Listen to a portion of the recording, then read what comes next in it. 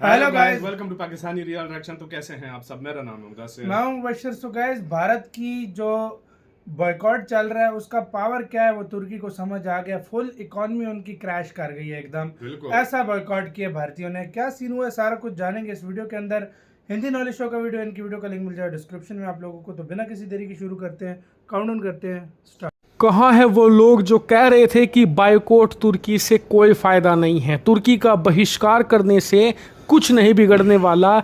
भारत के लोगों को बुरा भला कहा जा रहा यार, था बहुत कि ये खतरनाक बायकॉट boycott का चल रहा है झुंझुना है, इससे तुम किसी का कुछ नहीं बिगाड़ पाओगे। लेकिन भारत के उन्हीं लोगों का लोहा चीन मान रहा है, अमेरिका मान रहा है, और अपनी आंखों से तुम देख लो। सबसे पहले द रॉयटर्स की ये रिपोर्ट निकलकर सामने आई है, जो कि रिपोर्ट है पश्चिमी यार। देशों का सबसे प्रोमिनेंट न्यूज़ पोर्टल है। इसने कहा है कि तुर्की के अंदर जो रिसेंट पॉलिटिकल इवेंट हुए हैं, इसके अलावा इकोनॉमी को लेकर दुनिया भर में जो बॉयकॉट्स हुए हैं, इनकी वजह से तुर्की की इकोनॉमी को जबरदस्त हिट लगा है।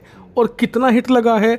दरअसल इस साल अनुमान लगाया गया था कि तुर्की की जीडीपी, तुर्की की अर्थव्यवस्था 3% की रफ्तार से बढ़ेगी, लेकिन इसे दोबारा डाउनग्रेड कर दिया गया है। जी हाँ, तुर्की की जीडीपी ग्रोथ 0.2% कम करके अब अनुमान लगाया गया है कि 3% नहीं, करीबन 2.8% की रफ्तार से ही ये बढ़ पाएगी। और इतना ही नहीं, जो तुर्की के बॉन्ड्स हैं, तुर्की के जो स्टॉक मार्केट है, हर जगह बड़ा क्रैश देखने को मिला है। इतना ही नहीं, सबसे इंटरेस्टिंग बात यह है कि तुर्की की जीडीपी ग्रोथ गिरने का एक मेजर फैक्टर है एक्सटर्नल डिमांड कम होना, यानी कि तुर्की के जो एक्सपोर्ट हैं वो कम हो रहे हैं। और इसके अलावा जो जीडीपी ग्रोथ का अनुमान कम किया गया है, इसमें एक बड़ा फैक्टर है एक्सटर्नल डिमांड का यहाँ पर तेज़ी से कम होना, यानी कि दूसरे देशों में तुर्की के प्रोडक्ट की डिमांड कम हो रही है।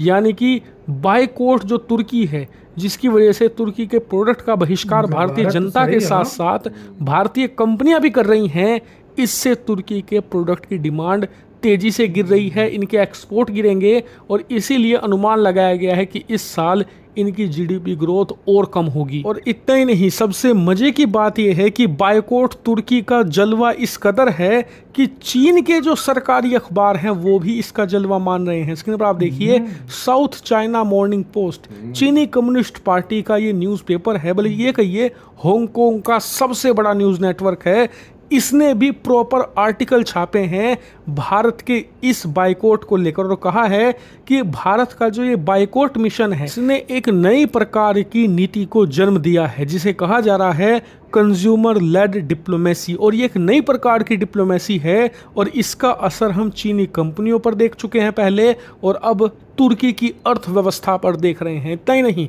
एक और बुरी खबर है तुर्की के लिए। आप स्क्रीन पर देखिए, तुर्की की मुद्रा लीरा अमेरिकी डॉलर के मुकाबले तेजी से क्रैश कर रही है। और आप जानकर हैरान होंगे कि ज्यादा लंबी बात नहीं है, 2021 में अगर आपके पास एक अमेरिकी डॉलर था तो आपको मुश्किल से 6 तुर्की लीरा मिल पाती थी, यानी कि $1 के मुकाबले 6 टर्किश लीरा मिलती थी। इतनी अच्छी या मजबूत करेंसी हुआ करती थी।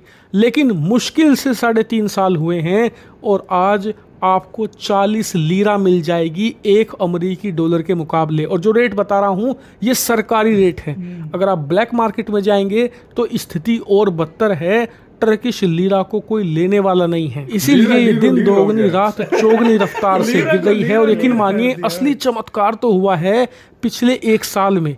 पिछले एक साल में टर्किश लीरा $1 के मुकाबले 20 रुपए से गिरते गिरते लगभग 40 पर आ चुकी है, यानी कि एक साल में 100% गिरी है टर्किश लीरा। हाँ, भारत के कई महानुभाव ऐसे हैं जो कहते हैं कि भारत और तुर्की का व्यापार तो 2-4 अरब डॉलर का है, तुर्की को ज़्यादा नुकसान नहीं होगा। इतने बड़े मूर्ख वो लोग हैं। दरअसल वो देखते हैं कि इंपोर्ट एक्सपोर्ट कितना है दोनों देशों का, इसे वो व्यापार मान लेते हैं। व्यापार ये नहीं है। इसके अलावा व्यापार होता है सर्विसेज का, जैसे कि टर्किश एविएशन कंपनी है जो भारत में काम करती है, सेलेबी, जिसका हाल ही में भारत ने कॉन्ट्रैक्ट कैंसिल किया है, उसका सिक्योरिटी क्लियरेंस वापस ले लिया है, जिससे कि हर रोज बताया जा रहा है कि कई सौ करोड़ रुपए का उसका नुकसान हो रहा है। इसके अलावा तुर्की की एयरलाइन है टर्किश एयरलाइन, खूब आपने नाम सुना होगा। जो विदेश जाते हैं तो आपको पता भी होगा कि ये कितनी बड़ी एयरलाइन है और ये आपने इस्तेमाल भी करी होगी। लेकिन आप जानते हैं कि एशिया में इसका दबदबा भारत की वजह से है, और भारतीय कंपनी जैसे कि इंडिगो, इसकी वजह से ये अरबों डॉलर कमाती है।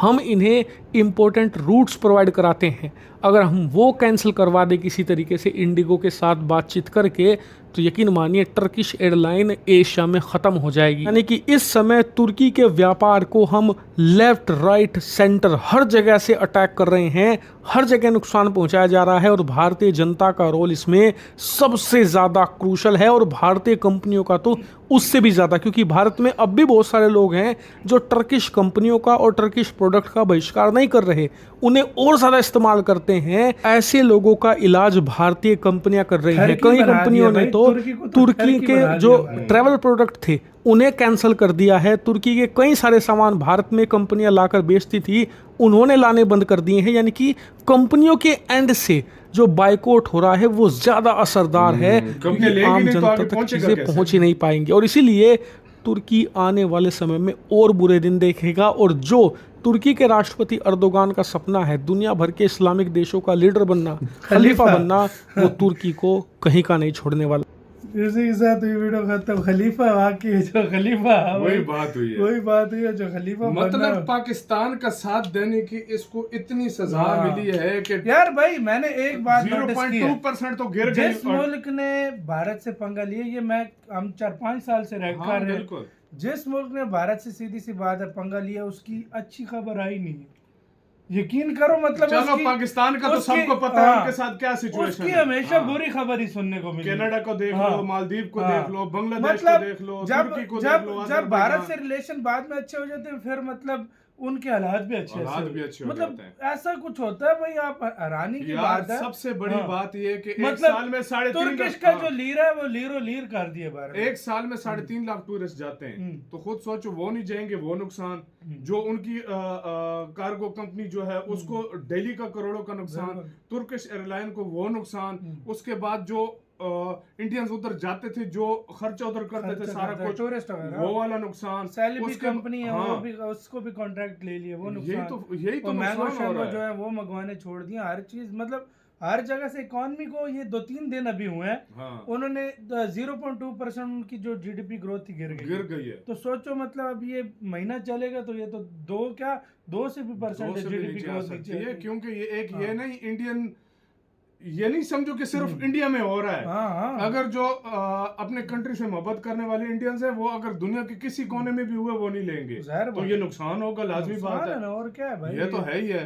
तो आपका इस सारे मामले के ऊपर क्या कहना है, मतलब अपनी राय आप दें कमेंट सेक्शन में। आप क्या सोचते हैं? अपना बहुत ज्यादा ख्याल रखिएगा। तो यार